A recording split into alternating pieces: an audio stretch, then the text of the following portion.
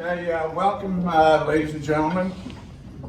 Tonight we have a presentation that's going to be made by the Canadian Volunteer Fire Service, and Mark Pan from Berwick, is it? Kentville Fire Department going to present the awards for tonight. It's truly an honor to stand here before you today on behalf of the Canadian Volunteer Fire Services Association to present one of the most prestigious recognitions of our organization, the Lifetime Achievement Award. This year, we are proud to celebrate an exceptional individual whose dedication, service, and leadership have left an indelible mark on the volunteer fire service community. Please join me in congratulating the 2024 recipient, Reed Wynot of the Bridgewater Fire Department.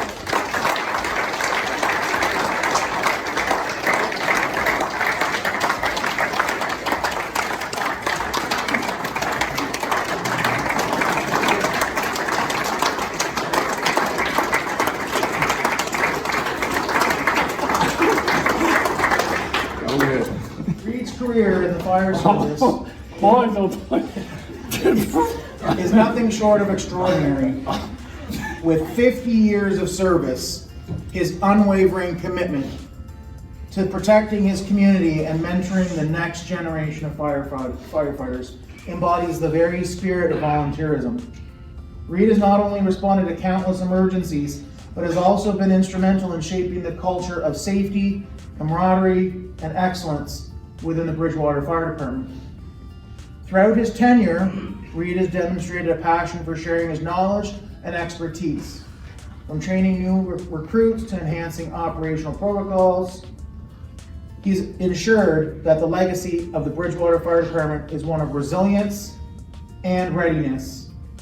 His mentorship has inspired many to follow in his footsteps, fostering a stronger, more connected fire service community. Reed's contributions extend beyond his department. His leadership and advocacy for volunteer fire service have made a lasting impact on our collective mission to safeguard communities across Canada. He exemplifies what it means to serve selflessly, and his dedication reminds us all why we choose this path. We would like to express our sincere gratitude to Makita for their support of this award. As a valued partner, Makita's commitment to recognizing the outstanding contributions of individuals like Reed is a testament to their belief in the power of community and volunteerism. Their sponsorship ensures that we can continue to honor those who have given so much to protect and serve. All the tools on the table are a donation from Makita to the recipient's department.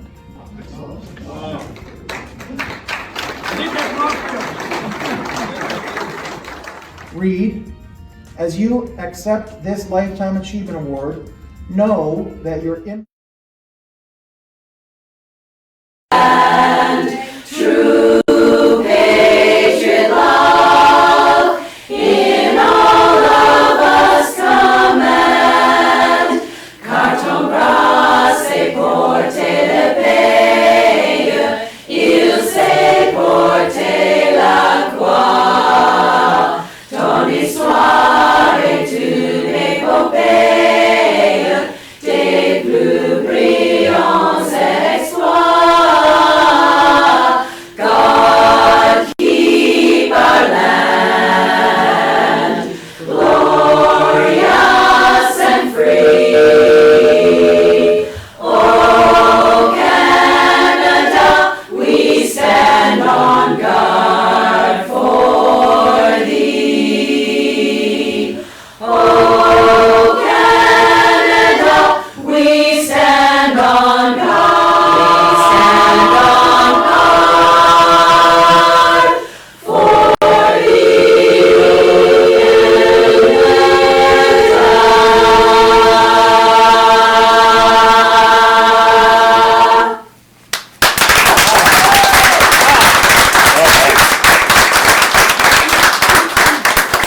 Thank you. Thank you. That was incredible. Are you on your way to the Blue Jays game now? 'Cause that's so typically when council chambers are this full, somebody's mad, but this was a very special treat. So thank you so much for being here. So this is the Seaside Acapella. They are fresh off a first place win at the, is it IABS? Annual convention in Killarney, England. Congratulations. Sorry? Ireland. Oh, sorry, Ireland? What did I say? England? Sorry, Ireland. So yeah, this is a highlight of our evening for sure. Thank you so much. And certainly a testament to the excellence that you guys brought to the international stage. We are so proud. Thank you so much for how you represented your community and your incredible talent. Thank you. And we have a certificate here. Oh, and the envelope.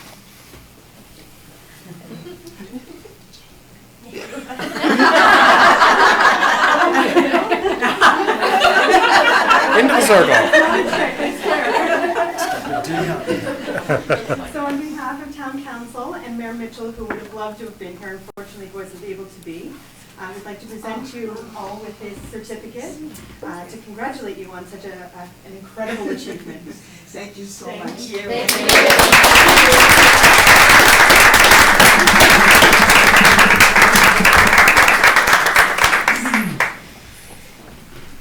Thank you so much for having us. Thank you very much for being here. Thank you.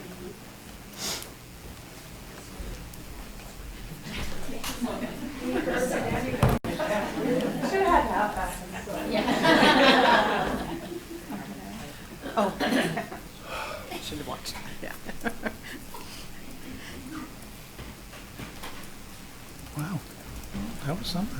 It was incredible. Really Kind of was. have like- goosebumps. Yes, you did. I love our national anthem, and that was just like, It really could be at the Blue Jays game. yeah, absolutely. That was great. Thank you. Good night. Thank you. So then, are we ready to? Okay. Yep. So we'll call this regularly scheduled meeting of Town Council to order. So I'll start with acknowledging that we are in Mi'kma'ki, the unceded and ancestral territory of the Mi'kmaq people, and very privileged to be here. And we have the agenda before us. Are there any additions or deletions to the agenda? Oh, sorry. Yeah, we just have one in-camera item that Okay. we'll be adding to the agenda under potential litigation. Okay, thank you. Any others? Okay, and I need. It might have been me. Okay. A motion to accept the agenda as amended. So moved. Counselor, why not? And a seconder? Counselor Newell, thank you. All those in favor? Any opposed? Perfect. So we have an agenda.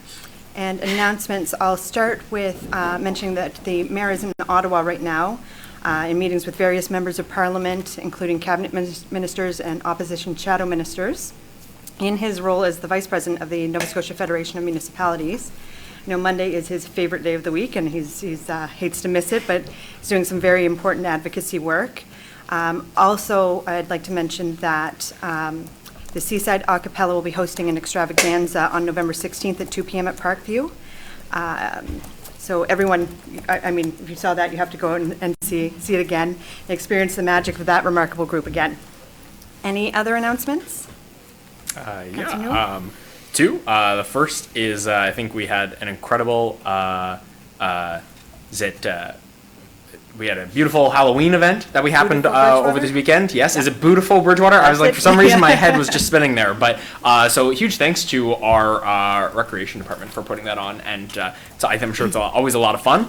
And then just one shared note from the Enterprise Bridgewater Advisory Committee, just an interesting stat that since the as we're more or less familiar, the Clean Foundation took over our navigation services, and since that time, in the 1 month they've had it, they've actually serviced or they've helped navigate over 30 people, which one per day, which is pretty incredible stats, especially for such a short window. And I think what that shows that even after 5 years of the Energized Bridgewater program, there's still incredible need in our community alone for similar sort of services for energy upgrades, energy poverty, and that sort of thing. So I just thought that was an alarming or a very interesting stat to bring forward to council. Yeah, great, thank you.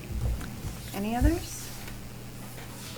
I'll just add, beautiful Bridgewater was fantastic again with the Glow Walk and the Goonies on the big screen in the park. So thank you very much to the staff and volunteers for that.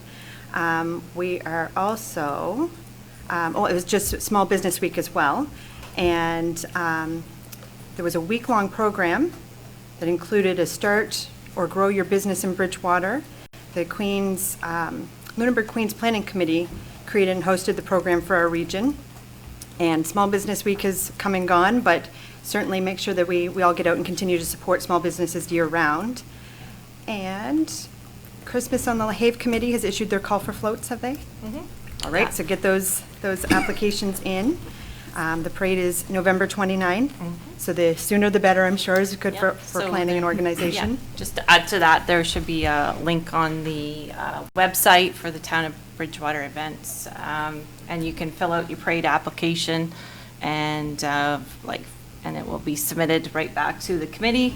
If you have any questions, feel free to reach out to any myself or Braden who are on the committee, so we can answer your questions. Great, thank you. And I think the only other thing is to wish everyone a safe Halloween. I know that typically staff, members of the Bridgewater Police Department, and I think Bridgewater Fire Department are typically out patrolling, make sure everyone has a safe holiday and can have lots of fun. So happy Halloween to everyone. And we'll move on to staff introductions. We have Evan Ferguson. Oh, Evan's not here. Not joining. Oh, Oh, okay. I sent a note. Oh, sorry, I missed it. Council, I apologize. Okay, so we'll defer that to next time, and we'll meet him next meeting. Then we're down to number 4. This is going faster. Or delegations. Is there anyone who wishes to address council at this time? And just a note that anyone making comments for the public hearing would be, there's a special point in the public hearing for those comments that they're on record as part of the public hearing. But if there's any other comments or anything else that any members of the public would like to speak about, you can come forward. No one's jumping, so. And then we're not ready for the public hearing, right? yeah, we're Continue waiting on? for Okay. one of the delegates with the applicant to arrive, so. Okay, so we'll move on to the minutes. 6.1, the minutes of September 29, 2025, virtual council meeting, and October 14th, 2025, regular council meeting. Any errors or omissions? They look good. And a motion, thank you, Councillor Newell. And a seconder? Councillor Fougier, thank you. All those in favor? Any opposed? Motion is carried. We don't have any correspondence for information. We do have correspondence for action, 8.1, document 25-177, which is a letter from Mr. Bob Richards requesting a review of the sign requirements in the land use bylaw to allow LED signs to advertise businesses in the community. So if there's any conversation, any questions about the correspondence? Yeah, so what Mr. Richards, as was indicated by the deputy mayor, is looking for is for council to consider a review of the signage requirements. He refers to the sign bylaw, but it's our land use bylaw that has the signage requirements. And the request is so that they'd be able to use like a billboard sign and advertise other businesses on that sign. So typically our land use bylaw requires that advertising signs are located on the same lot for which the business is located. So if you think about billboard signs, they're kind of on highways. If you think about, say, Water Street or Barrington Street in Halifax, and you drive towards the bridge, you get all these billboard signs that advertise different things. So he's looking for the opportunity to do that within town on his property to look at advertising other signs. It's a little bit more of a larger issue than just looking at one particular property and the ability to advertise on that sign, because there'd be implications for streetscaping, and council has to give some thought to signage overall. Typically, that type of thing is done as part of a more larger review of, say, our planning strategy review and land use bylaw review, where we can take a look at the entire town, all of the signage requirements, not just freestanding billboard signs, but whether it's sandwich signs or fixed wall signs and those types of things. So council could refer it to the plan review, and the plan review is probably about a year out from now. So it wouldn't be, if you did that, it wouldn't be something that would be looked at right away. Or you could ask that staff look at coming back to council and advising when the opportunity would present itself to do something sooner than that, if you wanted to take a look at signage in isolation of the rest of the plan review itself. Or you may feel that there isn't an issue and just receive the correspondence and give no direction.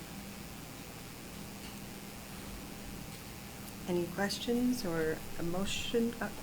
I think that given everything that's on the plate of staff and that we do have plan review coming up regardless, I think it would be wise to just include it as part of that. That's what I think. We don't need a motion for that. If it was just part of our. I would say that that council probably could do a motion just to receive the correspondence and advise that the signage will be incorporated into the overall plan review for the town. Does anyone want to make that motion? Yeah, I'll make that motion. Okay, Thank Councillor you. Conklin and seconder. Councillor Fisher, thank you. All those in favor? Oh, sorry, any questions before? Just going to rush right through this because Eric's got a game to watch. We have a game of one. Yeah. We do. Okay, sorry. Yeah. No questions? Okay, all in favor? Opposed? Motion is carried. Staff reports and recommendations. We don't have any business. Business arising in unfinished business. We have 10.1, the establishment of the Arts, Culture and Museums Advisory Committee of Council, terms of reference. Good evening. Thank you. So I'm here to present for approval a terms of reference to establish a new advisory committee of council, the Arts, Culture and Museums Advisory Committee, as recommended from the former Museum Commission.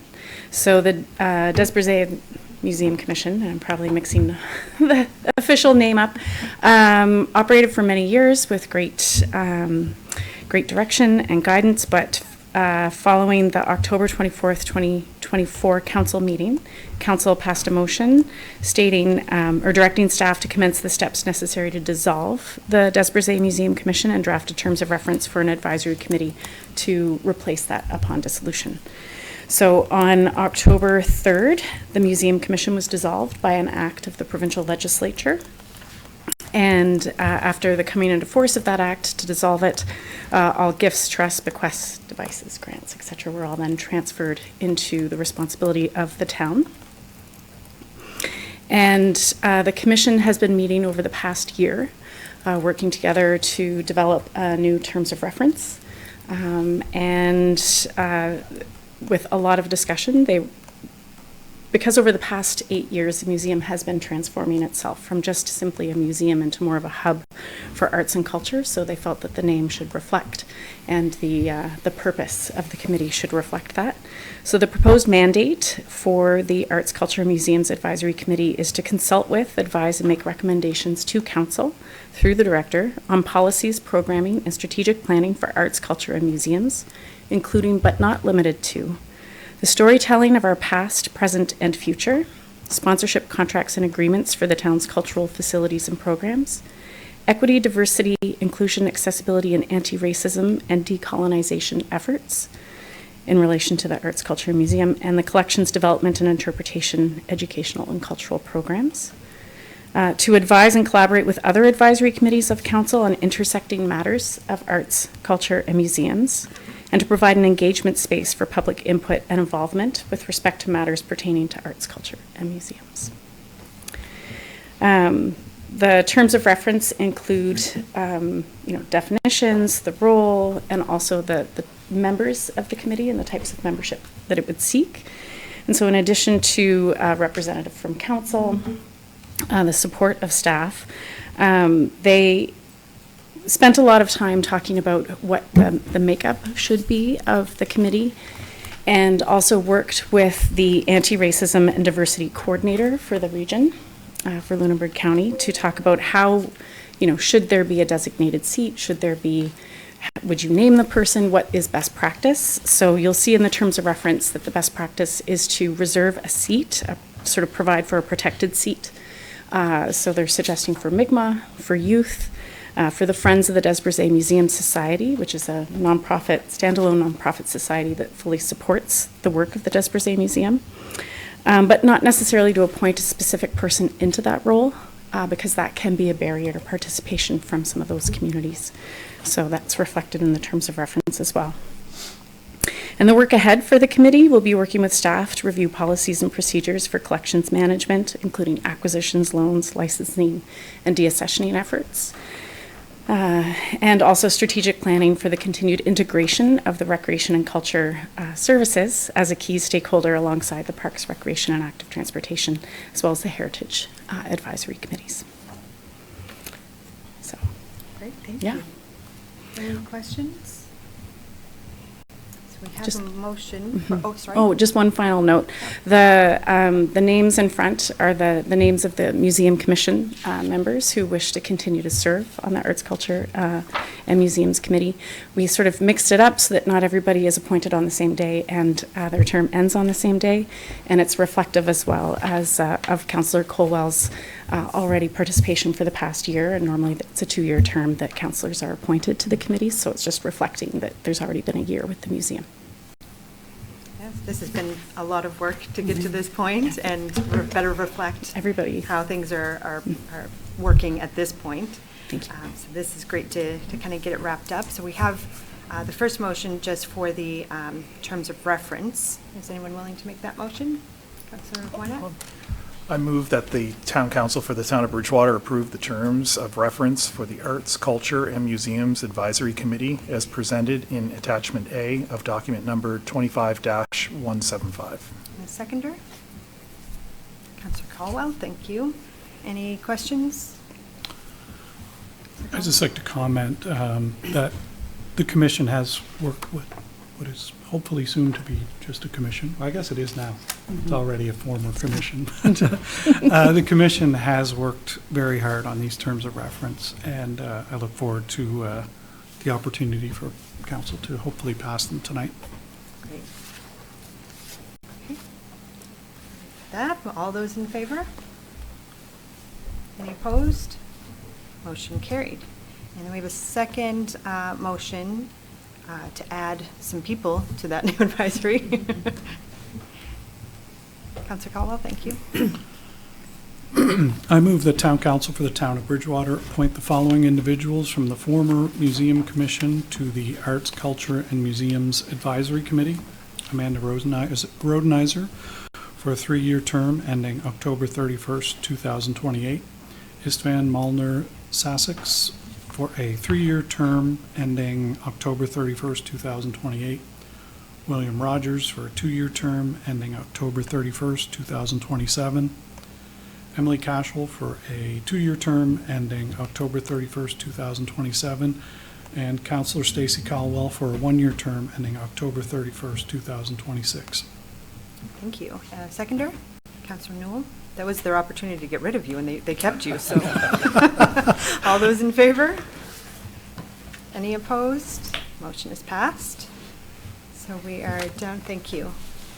Down to new business, 11.1. So we have the Q2 Department Report and Strategic Priorities Update. Okay, so this here, you have the report on the strategic priorities, and as always, appended to the report is a revised strategic priorities chart that reflects the items that have come off, of which the Museum Commission dissolution is one that we just did. And then in addition to that, we have the quarterly reports for each department, and to give you an update on the activities that have occurred there. So I will highlight for council just briefly the strategic priorities and the update that we have on those. And there are some recommended adjustments to some of the target timelines based on some delays that we're going to encounter. So under wastewater capacity strategy, you'll see that we are slightly behind on the MPS and LUB revisions. Those were targeted for Q2. We'll be coming to council during discussion session actually next week to start the discussions on that. And we are in the midst of updating our 10-year capital plan, so that'll be brought forward in November as well for council to review. With regional growth management, we did meet the targets there. We have a draft terms of reference which was approved. We had a joint council meeting which was targeted for the third quarter, and that was completed a few weeks ago, where we met with the District of Lunenburg Council and Town Council to present on growth management and some of the issues that we face and challenges we face with development. And we are in the midst of, I think the proposals may have closed on the Regional Development Partnership Study with the Lunenburg Queens to look at economic development models for the partners, so that's on target. The Energized Bridgewater, what's next? We have targeted the fourth quarter for closeout of the program and reporting to the funder. We are still in the midst of, we had a request for decision on options for community navigation in the home upgrade program. So we did present to council on that with the options, and we are still exploring the possibility of partnerships on the navigator component of that. So we hopefully will be able to report back to council before the end of the third quarter on that. Development charges and infrastructure charges. We are, the RFP, we are behind on that. We targeted the second quarter. We hope to have that out before the end of the month. So done in the third quarter with award. And that is to look at capital cost contributions to help offset the cost of infrastructure required to support development. The Housing Action Plan, we are on target with all of our milestones within our Housing Action Plan. So the third quarter, we came to council with a report on planning strategy and land use bylaw amendments and some discussions around that. And we hope to have that finished and brought forward, I think, in November-ish for council. Land sales evaluation framework for housing policy. We brought that forward to council in a discussion session and then to policy and drafting that. So we hope to have that finalized, and that kind of brings us into the TOB Glen Allen lands, and one item where we require some direction from council with respects to. So council had targeted the third quarter, I believe it was, to have a prospectus issued, or not a prospectus developed and an expression of interest issued to look for interest in the development of town lands in Glen Allen. And when we set that target, we hadn't really set the target for the Housing Action Plan in terms of the evaluation criteria for housing. So what criteria will we place on lands that the town sells for housing? So the question for council is council intending to put that lens on the evaluation of the town lands on Glen Allen, the 110 acres? And if you are, then we'll be bringing that policy forward to council for approval, and we're targeting the fourth quarter to do that. And at that time, the RFP would be issued and evaluated using that lens. So kind of tying the two targets together. Third quarter for the policy, fourth quarter for the expression of interest. So if you want to look at it with that lens of the value of the development in terms of meeting housing need and affordability in those pieces, then we'll push out the Glen Allen request for proposal to the fourth quarter. So there's an assumption in this report that that's what council wants to do, but again, we'll need direction on that. Public transit, we're still working on that with our partner. We have targeted the fourth quarter to have a draft agreement. The Nova Scotia Utility Review Board application, council had directed that we make a request to the board for a preliminary ruling or advance ruling that would determine whether or not the length of distance that transit might go outside of town was small enough not to warrant a full-blown review and approval. It's been determined that that length may be too long for that, so we're looking at making a full-blown application. And so that'll have to come back to council. The wastewater utility, it's being recommended that given some delays and leaves that are coming up, that one there, while targeted for the fourth quarter to begin, will have to be pushed out to the first quarter of 26-27. Parks planning, we had targeted the third quarter to bring back to council a little bit more on an open space and parks plan. And that involved a workshop that we'd have to work through with council to help develop those priorities in terms of how council wanted to see open space acquired and developed and parks improved. And again, we're suggesting that will have to be moved out to the fourth quarter to allow for some workloads to be adjusted, and community development will be taking on the transit file, so we have to make some room for that, to do that.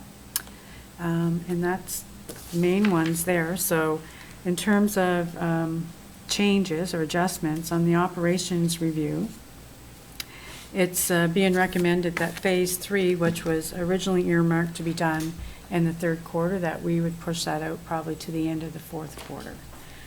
In doing so, there is a risk, of course, that it might impact the ability to incorporate any changes into the 2026-27 season or operating budget, unless it's they're easy to incorporate.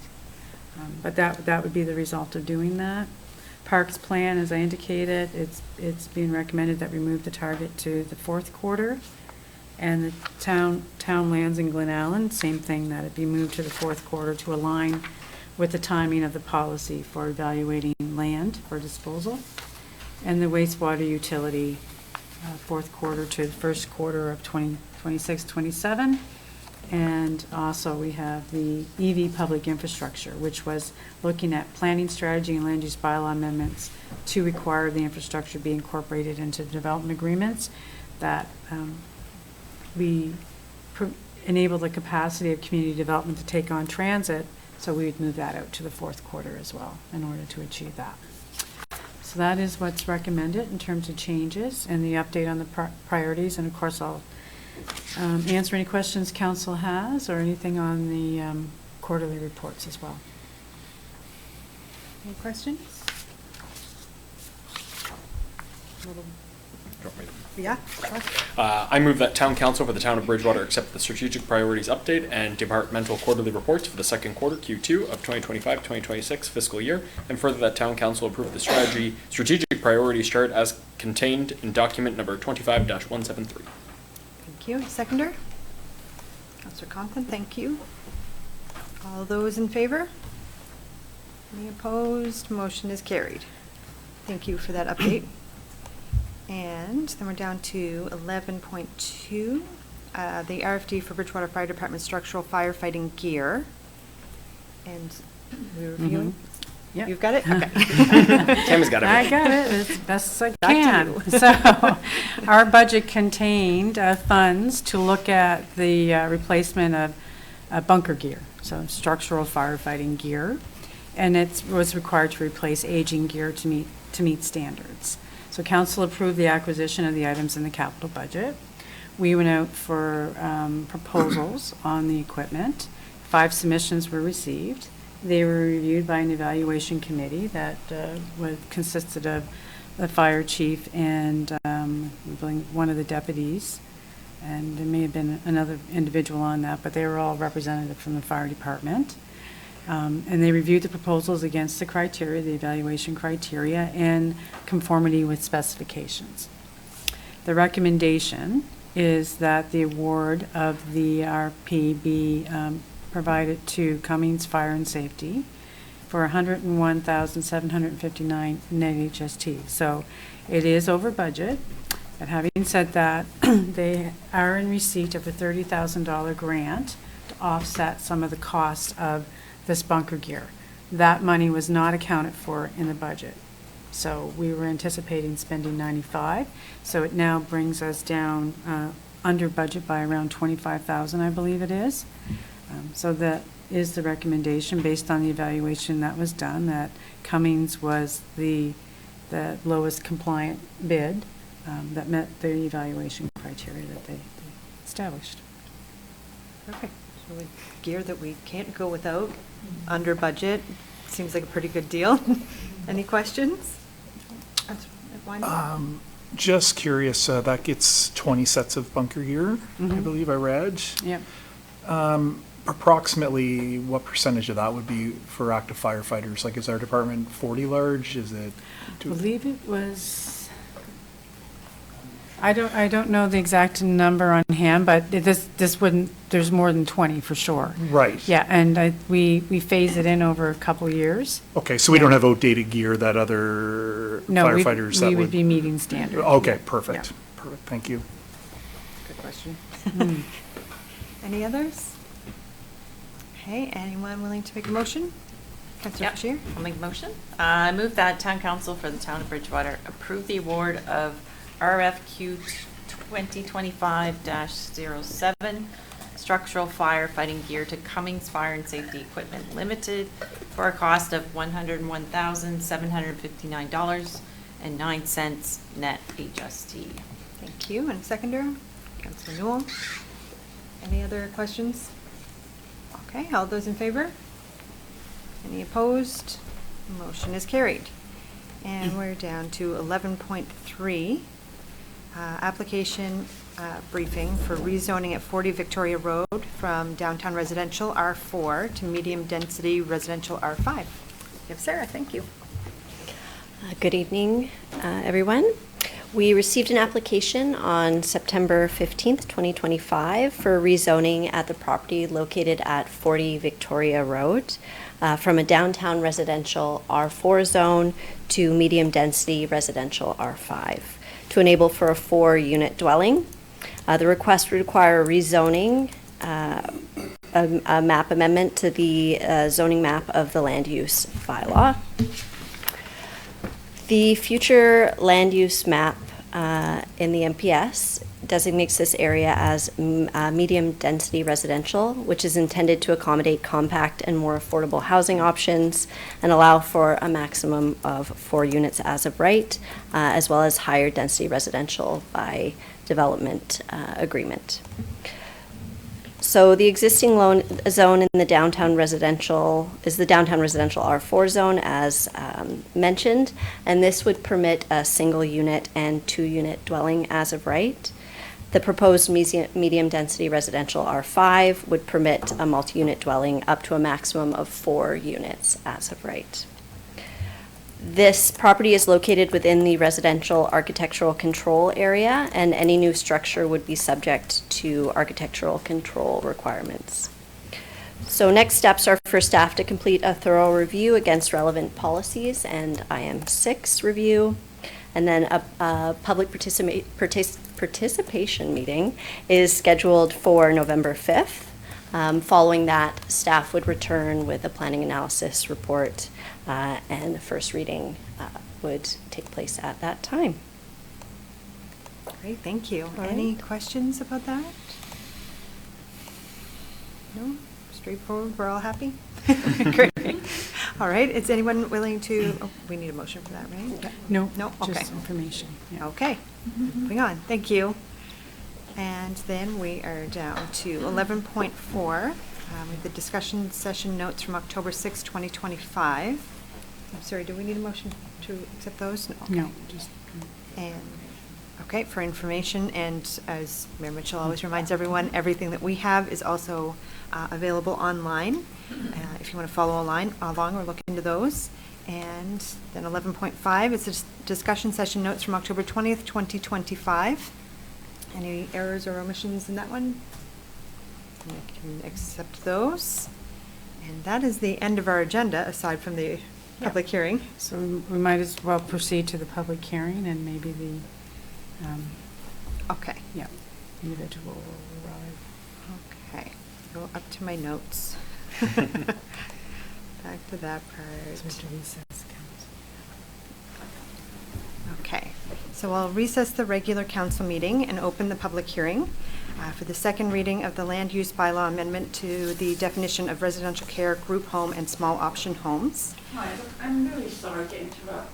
I cannot hear you. I might have a hearing thing, but... No, that's fine. It's very I've low. been told by someone that I'm soft-spoken. There are lots of people who would disagree, but... For you and for the lady next to you. Okay, I'll try to be a little louder. Raise your hand if you can't hear me, and then I'll try to be louder. So I'll recess the regular council meeting and open the public hearing for the second reading of the land use bylaw amendment to the definition of residential care, group home, and small options homes. To briefly review the agenda for the public hearing, the planner will provide an overview of the file. Council can then ask any questions that they might have. The applicant can make a presentation if they wish, and I believe that there is an intention to. That will be followed by comments from the public, first from those who are in favor, then those opposed, and then any other comments. There will be some closing remarks, close the public hearing, and then we come out of, still not loud enough? Wow. And then we reconvene the regular council meeting, at which time then a motion will be put on the floor and to vote on. So all statutory requirements have been met, and council's decision is governed by the municipal planning strategy. So if we could have the planner for the overview. Sarah, thank you.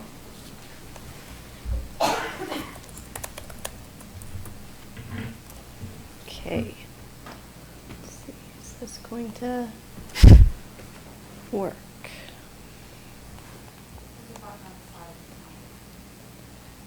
Need to turn it on. Every meeting we just there we go. Oh. We got this. Oh, it's very fickle. Okay, it wants to start there. That's fine. All right. On September 22nd, 2025, Town Council gave first reading to the proposed text amendment. Tonight's presentation represents the public hearing and second consideration. So I'll start with the staff recommendation. Staff are recommending that Town Council for the Town of Bridgewater give second and final consideration to the proposed land use bylaw amendment to expand the definition of residential care facility, home for special care, group home, or small options home to include survivors of gender-based violence, as shown in Appendix A in the second reading report that you will have received. An application was made by Pivot Housing Solutions on behalf of the South Shore Transition House Association to make this request for the text amendment, and that it would explicitly include survivors of gender-based violence as an eligible population group under this definition within the land use bylaw. So in meeting our regulatory requirements, there was an initiation report brought to Council on July 14th, 2025. This was followed by the scheduling of a public participation meeting for July 30th, 2025. This was subsequently canceled due to a lack of registration. Notification to MODL was given prior to first reading, and then the first reading report came to you on September 22nd. Tonight represents the public hearing. Online notification for the public hearing was provided beginning on October 13th via the town's website and social media, as well as a notification placed in the South Shore Bulletin on October 15th. So the current zoning. An amended definition would affect permissions in multiple zones throughout the town. Currently, residential care facilities, home for special care, or group homes consisting of 5 or fewer residents are considered to be single-unit dwellings and are therefore permitted as of right in all residential zones. Larger homes, so those with 6 or more residents, are permitted in our urban commercial, our C3 zone by site plan, our group commercial C4 by site plan or DA, our institutional I1 as of right, and residential institutional I2 by site plan and DA. And those site plan and DA processes are generally based on a gross floor plan size. So here's what the proposed change in definition would look like. You can see it in the current land use bylaw there. So a community-based group living arrangement in a single unit for 6 or more individual, exclusive of staff and or receiving family who have physical and intellectual disabilities and or are survivors of gender-based violence. that is developed for the well-being of its residents through self-help, professional care, guidance and supervision unavailable in the resident's own family, an independent living situation or facility. Where a single unit is located in a dwelling and consists of 5 or fewer individuals, excluding staff, whether residents or not, the use is considered a single unit dwelling. As mentioned at first reading, there was a jurisdictional scan completed to help inform the review of this request. Staff did look at 7 municipalities across the Maritimes, included Dieppe, St. Andrews, Sackville, the District of Guysborough, Lunenburg, Yarmouth, and Truro. We did see that more up-to-date definitions do tend toward a more inclusive definition that are less focused on particular population groups and more focused on the type of care that may be provided within that residential living arrangement. We do know that HRM has also moved to create a shared housing use or a shared housing with special care use that are much more broad in their definitions. So through the planning analysis report, we did liaise with other departments as well as our emergency response departments. There were no concerns or objections identified by either engineering, police, or fire. And police did note a positive relationship specifically with South Shore Transition House Association and were supportive of the expanded definition. I do apologize. I was not here for first reading, and I know there were some questions from council that came up. So we did try and address some of those through the second reading report. One question that came was the length of stay and kind of the length of stay that this would allow within these residential zones.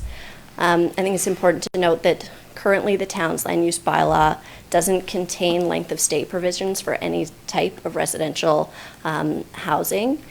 We only deal with length of stay in truly transitional instances, that being with like RV camping or construction, those types of things. But when it comes to residential uses, we don't actually identify those within the land use bylaw. It was asked whether or not it made sense to review this now or to wait for our comprehensive land use bylaw review. However, addressing this now would meet a currently identified community need. There were questions around the impact on permanent housing stock. This is not a change in housing stock. It's simply opening up those residential housing uses to specifically support vulnerable populations. It's not a switch into temporary or commercial use of a residential area. And then there were also questions related to other known or unknown potential service providers that may establish services within Bridgewater to serve this particular population. That is a bit of an unknown. All we can say is that the South Shore Transition House Association is a known entity in the community. They have been established for 40 years, and that the province has both maintained and expanded their support and service over that time. We do know that in other regions where other service providers have shown interest in operating, and South Shore Transition House Association was an operator, those folks were redirected to the South Shore Transition House Association as the operator in that area. So there is a little bit of precedence there. Okay, so final recommendation. Staff recommend the Town Council for the Town of Bridgewater give second and final consideration to the proposed land use bylaw amendment to expand the definition of residential care facility, home for special care, group home, or small option homes to include survivors of gender-based violence as shown in Appendix A. Perfect, thank you. All right. Any questions? Councilor Newell? Can we go back to the definition slide, Yes. please? And I'm sure you're going to clear this up and solve this, but the first sentence says a community-based living arrangement in a single unit for 6 more individuals, and the last sentence then says where a single unit is located in a dwelling that consists of 5 or fewer Yes. individual. It's a confusing definition. So it's the difference between, and let me go to it so I can see it right in front of me. But it's basically because we've put a whole, like 3 or 4 different housing types together. So the small option homes, those types of things would generally be considered like the 5 or fewer, and those are the units that are allowable in all residential zones. When we get to the larger scale, 6 or above, that's when within our land use bylaw, those are directed more towards our commercial and institutional zones. So I agree the way it is laid out is a little bit confusing, but it is to kind of make that distinction between the larger home and a smaller home. Does that answer your question? I personally feel I read it as should though be it's reversed. conflicting. Well, I feel like it's missing some sort of sentence there. This has nothing to do specifically, I think, with the situation regarding the proponent, but maybe that's a sidebar conversation. But I feel, I read it and I'm like, those feel like 2 conflicting sentences. But So for clarity, in the residential zones, it would be considered a single unit dwelling. If it's 5 or fewer. 5 or fewer, and it can be people with physical or intellectual, and we're adding to that, or Yes. survivors of gender-based violence. So that's the significance for the residential zone piece, is that it's The 5 or fewer? threshold is 5, yeah. And then if it's over 5, it's considered to be more of a community-based group living arrangement, which is limited to certain zones, correct? Yes. Again, yes, they ideally would be parceled out and separate. Yeah, okay. Yeah. Thank you, Sarah. Any other questions? Councillor Cullen? Yeah, I would just like to agree, it's not very clear. I agree with what we're trying to do here, but it's not very clear. I will say in the land use bylaw, we do pull out in a separate section language just around the 5 or fewer individuals, and that would be considered in the residential area. And then the language does include separate direction around 6 or more. So it does become more clear as you deal with it within the land use bylaw. But I agree that perhaps the way this definition has currently been structured, regardless of the addition of another population, it's not the cleanest. And I think our department is aware of that, and with plan review coming up, I mean, these are certainly things that we will be looking at in more depth as well across the spectrum of definitions of different residential uses that we have.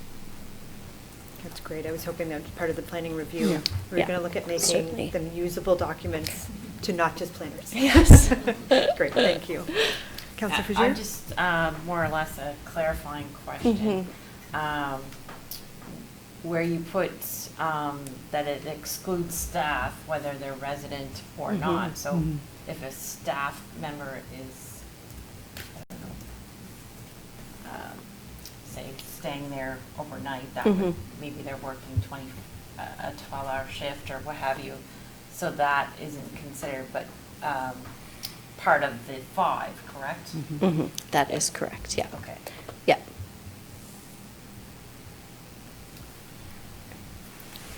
I almost raised my hand. Do other restrictions, like around how much space can be used for, in a residential use, there would be restrictions around how much space could be used for office or business space. Do those kind of, those policies still apply to this? This use?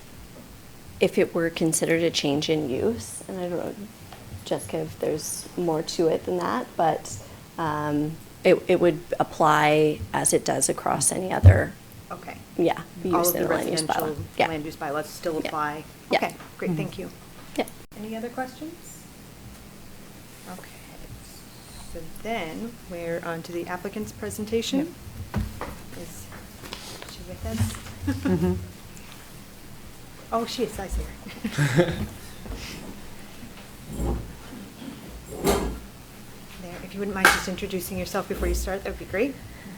Good evening. Yeah, we're doing that through the, thank you so much for deferring the point. I drove straight from Edmundston, New Brunswick, earlier today where I had a visioning session. My name is Milan Vincent. I am the founder and CEO of Pivot Housing Solutions. We are a real estate development consulting company working with community housing providers, municipalities, and other levels of government in finding solutions in housing. And I am Kellyanne Hamshaw, the Executive Director of the South Shore Transition House Association for the past 3 years.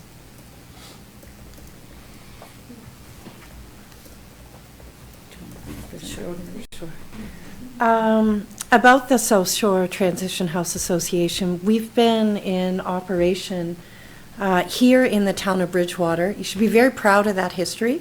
It was a contentious history getting this house started. We have some scrapbooks. It's quite fascinating to see how positively Bridgewater is highlighted in those articles at the time, and it was definitely forward thinking. So 38 years ago, we serve all communities in Lunenburg and Queens County. And we offer shelter and counseling and outreach services for women and children seeking safe refuge in our communities that we serve. Most recently, we have, in preparation for this, opened up an outreach office and committed to a 5-year lease to create a learning hub and expanded outreach services, so that when we were coming forward here, that it would be strictly for residential use when we came forward. But we have, not only do we offer immediate shelter, we have an extensive outreach program, because not all women want to come to shelter or leave their relationships, or are currently needing the immediate shelter, but continue to deal with the trauma of violence in their past relationships. Our mission is to empower women to make choices, what they would like to do, where they would like to live and work and thrive and heal. We offer safety, comfort, and hope, and that's peer counseling as well as shelter. We support and educate the community. So we may be invited to provide presentation to employers such as Michelin or consent days at NSCC here in the town of Bridgewater. And we promote equality on the South Shore, because we know that equality for women can make our communities safer for both women and children in our communities. And we continue to do this work today and hope to expand our work to meet the growing needs in our communities. So a little bit about Pivot Housing Solutions. We were established in 2024, and we're serving all 4 provinces across Atlantic Canada. Edmundston, New Brunswick came from. We work, as I mentioned, with community housing and community service providers, as well as municipalities, Indigenous groups, First Nations, in the successful development and provision of housing and development of communities, sustainable development of communities, because we recognize that sometimes developing housing in a community is not good enough. You need to have daycares, you need to have other services that are offered, so we look at the overall picture. Our work involves working with groups to obtain, part of it anyway, obtain successful planning outcomes in their communities. And our aim is to align to best practices from other jurisdictions. And we work across the whole housing ecosystem. We call it a housing ecosystem as opposed to a spectrum, because that's what it is. The reason we're in a housing crisis is because the ecosystem is out of balance. And we go right from supportive housing to market ownership, as long as the work responds to the community need and the community intention. So why are we making this proposal? Nova Scotia in 2024 has declared intimate partner violence as an epidemic, so has our neighboring municipality of Model. Currently, the options for housing for survivors of domestic violence are limited to institutional zoning. So that's extremely limiting. And it's not even aligned with the intent of the support the survivors need. Much of the time, people we serve, or people that South Shore Transition House Association serves, are living independently and working in community and just need a safe place to call home while they're going through this transition in their lives. So providing a change in definition, such as the one that we're proposing here today, will increase the flexibility in housing options for those folks who are leaving domestic violence. And that's absolutely essential to ensuring safety and fostering their independence, as is the mission of South Shore Transition House Association, and then helping them rebuild their lives to be contributing members of the community. I think that's it. Thank you so much. Open it for questions. Council can ask questions now too? Yeah. Okay. Any questions from council? It's a very specific process and I'm trying to get it right. Any questions? Great, thank you so much. Thank you. So the next step in our process is comments from the public in favor of the application. Is there any member of the public that would like to speak in favor?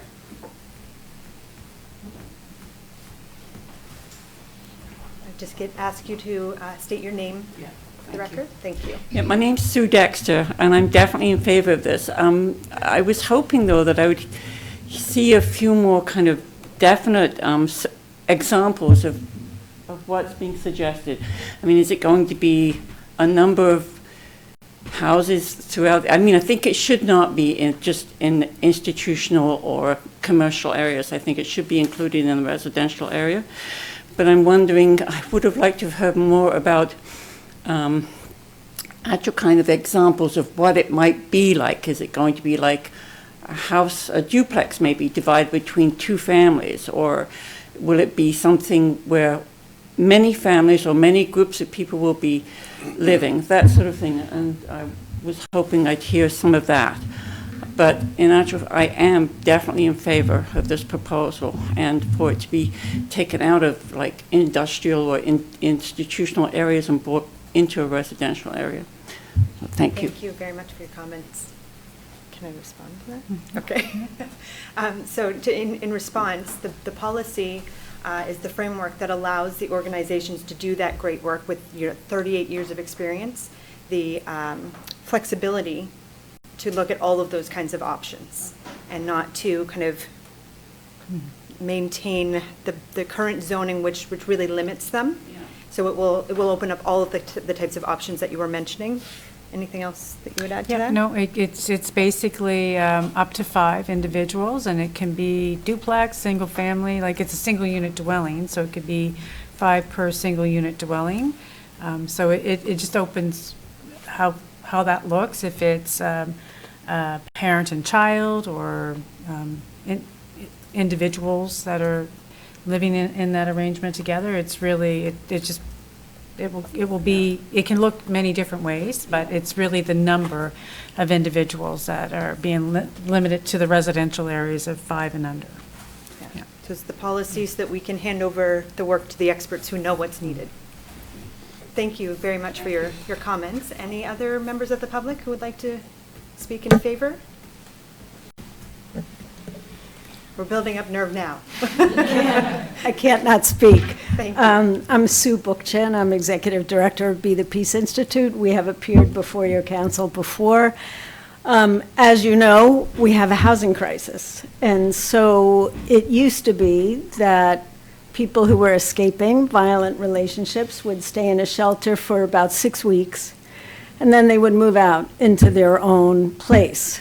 Now, many of the shelters across Nova Scotia are seeing people staying for many months because the housing stock isn't available. And so whatever we can do to increase the flexibility and the options for women who are in, I mean, if I were to ask in this room, and I won't ask, people to raise their hands if they have experienced themselves being subjected to violence in relationship, or know someone, or have a family member or a colleague or a friend who has experienced it, you would see that it is many of the people in this room. So we're talking about our neighbors, our sisters, our mothers, our aunties, our cousins, our colleagues. And so whatever we can do in this very difficult time of housing situations to increase the flexibility for an organization like Harbor House to be able to house women with the supports that they need, it's really an essential thing in our time. And it also used to be, as Harbor House is, that there was one location and the house was very old, very dilapidated, without a lot of capital to be able to renovate or modernize or even provide a decent place for people to live for a while. So I wholeheartely support and recommend that you support this possibility. Thank you. Thank you so much. I'll ask one last time. Any other members? Here we go. I knew with that many people back there had to be somebody wanted to say something. I'm Tiffany Solomon-Meisner. I'm the child and youth care worker for Harbor House, and I've been involved with them since 2012 professionally, but as a former child resident of Harbor House as well. Like Sue said, we are, the victims of domestic violence are everyone, right? They're everyone you know. But not just that, I want to speak to the dwelling in the house.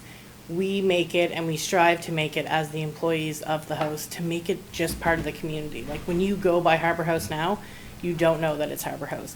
People who have been our neighbors for many years don't know that it's Harbor House. We're not out on the front yard displaying different things. We're very much part of the community, part of the neighborhood. We're safe, we're quiet, we're comfortable. We have a long relationship with the police, with the fire department. As a child and youth worker, I go out and my goal is to end domestic violence and do that prevention work.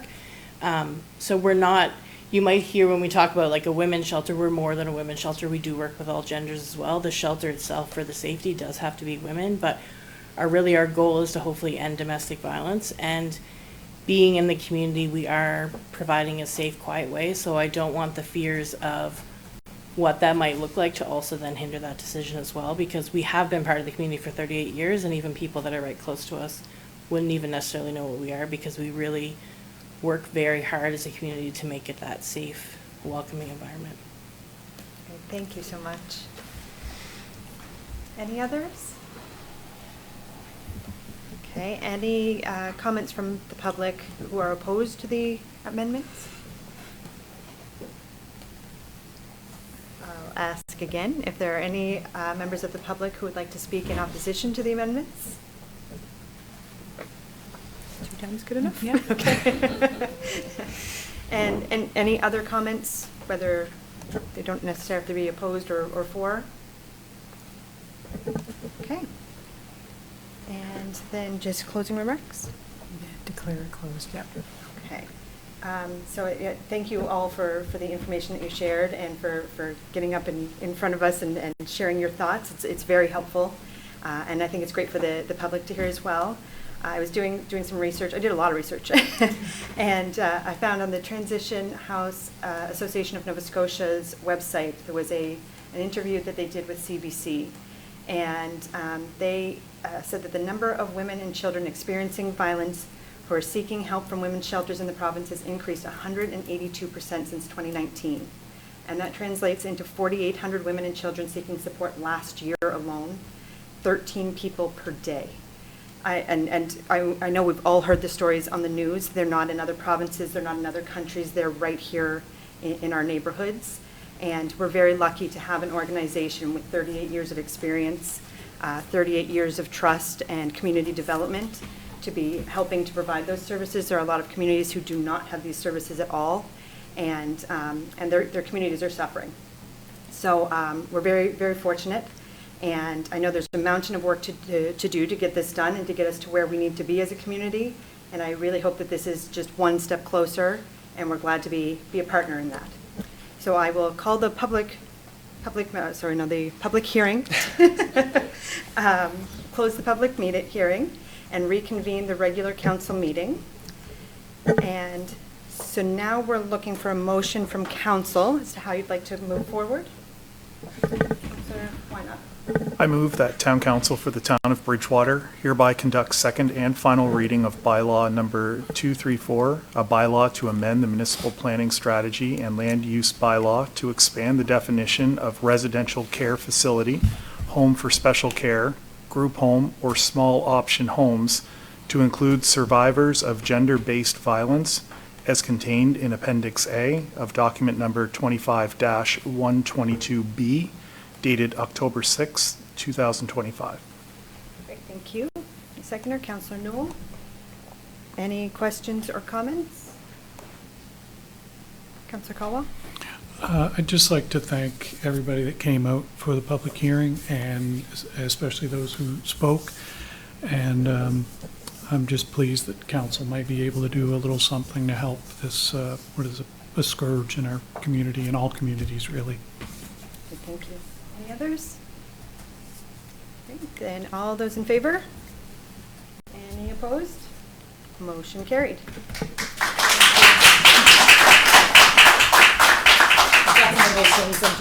Thank you. Now the work. Now the work. And we are, so that's the end of our agenda. So we will adjourn. Oh, wait, I need a motion to adjourn. Councillor Newell, thank you. A seconder, Councillor Fagier, and we don't need to vote on that? No, you're okay. So we're adjourned. We do have an in-camera meeting for a matter falling under Section 22(2)E, contract negotiations, and one under Potential litigation. Potential litigation following this meeting. Thank you so much for coming out. Good night. Thank you all. Thank you. Thank you.